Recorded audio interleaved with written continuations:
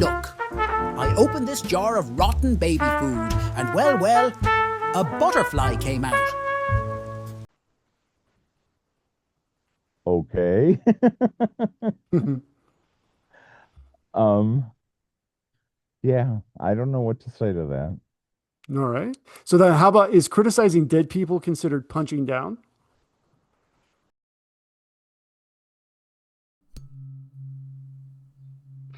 Welcome to the Comedians in Elevators podcast. I've got my guest, Scott Crawford. Scott, say hi, introduce yourself, and tell us a little bit about yourself. Well, good morning. A little bit about myself. At the age of 7, I decided I wanted to be an actor, and that's what I've been doing ever since. Okay. Um, I've appeared on Broadway, off Broadway, off Broadway, uh, 99 C Plan here. I've appeared in 15 major pictures, 150 uh, not major pictures. Uh, Okay. and, I've done soap operas, and I'm here with you. All right. Well, awesome. Well, are you ready to get started, Scott? Okay. Listen, to my regular listeners, I know you don't like when at the beginning of these conversations I ask you to subscribe. None of us like it. I don't like saying it. I don't like it being in here. But it's frustrating. You know what else is frustrating? It's also frustrating when I look in the back end of the YouTube channel and I see that 56% of you that watch frequently haven't yet subscribed. And I know this because I see it in the comments section. You say things like, I didn't know I didn't subscribe. And that's actually what fuels the show. Basically, it's like you're making a donation to the show. So that's why I ask all the time, because it enables us to build and build and build. And we're going for the long term here. Hit the subscribe button and we'll continue to build this show for you. That's my promise. Thank you to all you guys that do subscribe. It means the world to me. All right. So the whole point of the podcast is to compare and contrast the comic versus the comedian. So I define the comic as any person telling funny jokes versus the comedian who's a funny person telling any jokes. So, Scott, would you agree that you start as a comic and evolve into a comedian? No, comic was Okay. the scariest thing for me. I took classes, to be a stand-up. Forget it. I'm a comedian. I tell stories which hopefully are funny. Um, there you go. So, a comedian can't tell stories on stage and call it stand up? Say it again. A comedian can go on stage and tell stories and that not be stand up. Is that what you're saying? Yeah, absolutely. Um, I- in class, to be a stand-up, the joke, it just never worked. I was way out there, and the rest of the class was, why did the chicken cross the road? You know, Ah. it didn't happen. Uh, I once did a thing on food vocabulary, and all the unusual words and from coming from different cuisines, Hmm. and I made it into a song. Nobody got it. Um, so yeah, I'm a comedian. All right. Well, then, are you ready for the first question, Scott? I hope so. All right. So it's about the role of persona in comedy. So how much of the comedian's voice is a character versus the real self? For me, it's a lot. Um, because the characters I create, think of Whoopi Goldberg in the beginning of her career. Hmm. She created characters, and that's what I do. Versus, I went to the grocery store and I stood in line and I met this woman. No, it's all character driven. Okay. So no observational. That's kind of the key. It's an internalized. So, right? Yeah, All right. yeah. So how about Uh, punching up? and Mhm. and the truth in those characters has got to come out. Okay. Yeah. I mean, Um, so how yeah, would, is there a way to do that? Do you have like a technique where the truth comes out? I work on it a long time. Um, and I have several comedian friends who work with me, and eventually we come to it. All right. So team effort. Awesome. So how about punching up versus punching down? So where do comics versus comedians stand on this? And let me put it in some historical context. Did a jealous medieval prince become the first comedian by killing the court jester? Okay. All Um, yeah, I don't know what to say to that. right. So then how about is criticizing dead people considered punching down? Beady, beady, beady. You know, a lot depends on the audience. Sometimes they're with you, sometimes they're getting it, and other times there's silence and the crickets are chirping. Right. That's very scary, but you just forge ahead and hopefully they get back to you at some point. Right. Yeah, absolutely. So how about the cultural translation of comedy? So how do jokes that work in one country bomb in another? It all depends on references. Okay. Um, so, if you're too American, you're screwed. And if you go too far into their culture, you could be screwed. Okay. Uh, Because you don't know really their culture, right? yeah, yeah. Right.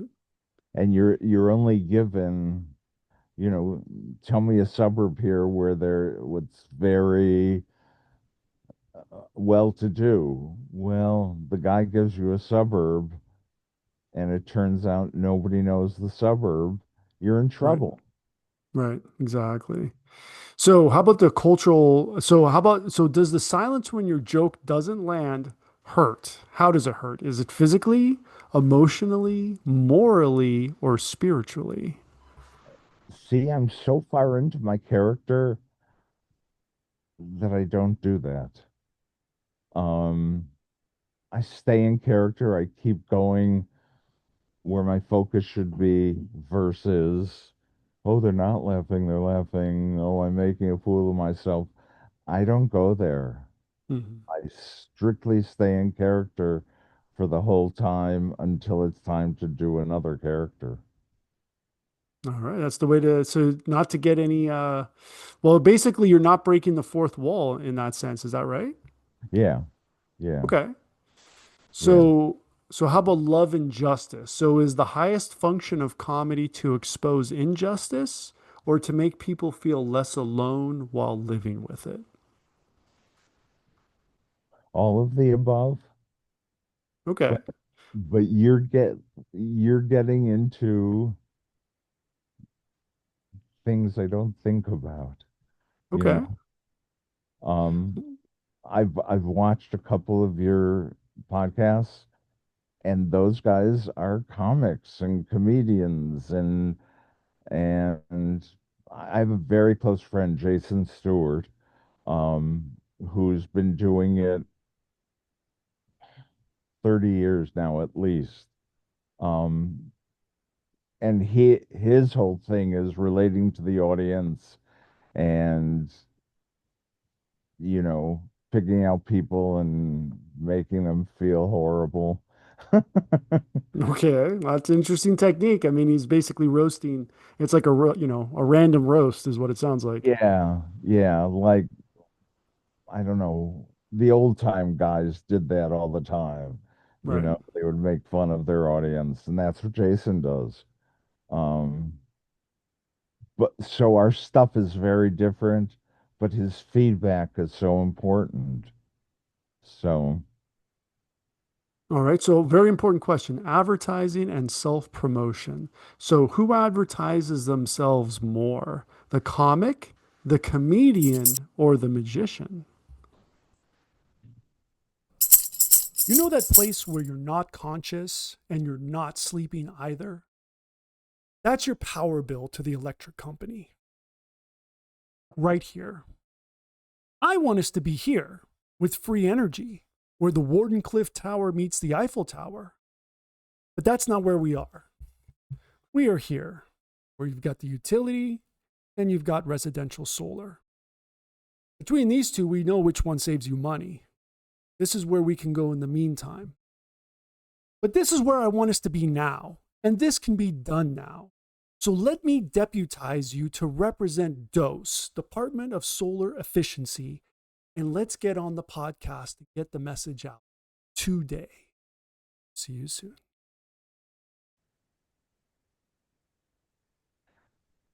I think, well, the comic's in trouble because, they play one day here, one day there throughout the planet. So they've really got to self-promote. The comedian usually has a name for himself and therefore less self-promotion. And I don't remember who the third one was. The magician. Oh, I I don't know. I think they mostly have names for themselves. Um, and I've only known top tier magicians. So, who can walk into any club and the whole club gets crazy.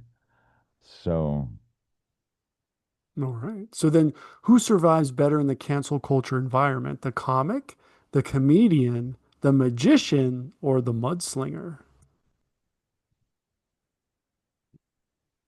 I think the comedian. All right. Um, Very good. yeah. So Scott, are you ready to enter the multiverse? Say it again. Are you ready to enter the multiverse? Sure. Okay. All right. So board game Zoomcast, play versus performance. So you have to choose an avatar. If comedy were a board game Zoomcast, are you competing as the colorist avatar, building tone, mood, and shading, or the Foley artist avatar, building punchlines with soundscapes and timing? I guess the first one. Okay, the colorist. So then does comedy work better when it's painted vividly or when it's orchestrated sonically? Oh, vividly. Okay. Absolutely. All right. So, here in the Comedians and Elevators podcast, we have a tradition where the previous guest asks a question for the next guest. And the previous guest was Jeremy Foote. And his question for you, Scott, is: do you find sketch comedy has lost its edge like SNL? No, no. I mean, I've been watching SNL since the beginning. So, they had flops and they had winners. This season, there are more flops than winners, but they're doing it, you know. Um, I think some of the new people on SNL are absolutely brilliant, and then there are some losers right now. So there and I'm ancient, so what I consider a loser to a 20-year-old might be fantastic, but I just don't get it. So when you say that, you're referring to them as their character or their material, which is externalized, or does it have something to do with them being a comic versus a comedian? There's one woman on SNL right now, no matter what she does, it's not funny. Hmm. Um, so for her, I would say it's her. Um, Okay. but the others they're in the stratosphere. They're terrific. Right. Um, we lost some really good people on SNL, but they filled it. There's at least three who are superstars, in my opinion. So there you have it. Yeah, you got to have some key players on the team and, others on the bench, right? Yeah, yeah. All right, so last question, legacy. Who gets remembered? Will the comic's tight five survive time, or will the comedian's cultural point of view be more timeless? It's funny you mention that because, oh God, what's his name? The really nasty guy who was on Hollywood Squares, who's always in the center. Okay. People no longer talk about him at all. And in his time, he was brilliant, fabulous, terrific, and he's gone, you know. Where somebody like, oh, I don't know, Paul Lind or uh, Charles Nelson Riley, they're still kind of around, kind of. So that's a real difficult question. Will Joan Rivers be remembered 20 years from now? Yes, I think so, because even her her stuff now is hysterically funny and nasty. Hmm. Yes, that's for sure. Well, so where can everybody find you online, Scott? Where can everybody find Find you online? nowhere? Okay. um, 5 years ago, I was cast as a host for a television travel show, and we shot the first show in Sumatra, Indonesia. And this shot was up a mountain, and I climbed, and my vision of jungle is skyscrapers and concrete. That's what I'm comfortable in. Hmm. Well, here I am in all this green with wet and mud, and we're climbing up this mountain, and we go up there and we get the shot. And on the way back, I had to ford a stream, and then I fell down. Anyway, we get to the staging place, and I cut my foot. And I asked the woman there if she has any Bactine. No, but she has a hose. So I washed it with the hose. Get back to the hotel, the air conditioned hotel, and I fell asleep. And the next morning I wake up and the crew is in my room and they're going, and I went, okay, you guys, stop goofing around, talk. And they look at me like I'm nuts. And they're going, I lost my hearing. I slept in the air conditioning 3 days, 24 hours straight. And finally, the crew said, you got to go to a hospital. So I flew to Singapore and got in, and I have friends there, and got into this fancy schmancy hospital, with chandeliers and marble, and for 3 days I laid there and they did nothing. So then my friend said, go home. So I flew to LA, from the plane to my doctor's office, from the doctor's office to the hospital. I was there for 6 weeks. I lost hearing in one ear. The other ear has 40% hearing. This does not make for an entertainer. You know, you gotta be able to hear. And my friend said, well, learn Braille. And no, it's okay. I'm fine. And actually, it was a really wonderful thing for me because my whole life had been show business since the age of 7. And now I have a wonderful life and I really don't care about performing anymore. So there you have it. Well, that's a hell of a way to promote. So, well, Scott, thank you so much for being my guest. And for everyone, please like and subscribe, and we will see you in the next one. It was my pleasure. Thank you. If you're interested in too much information like in the network state or Mantipus the chicken shit, check out this video. Or is it this one right here? Well, either way, these are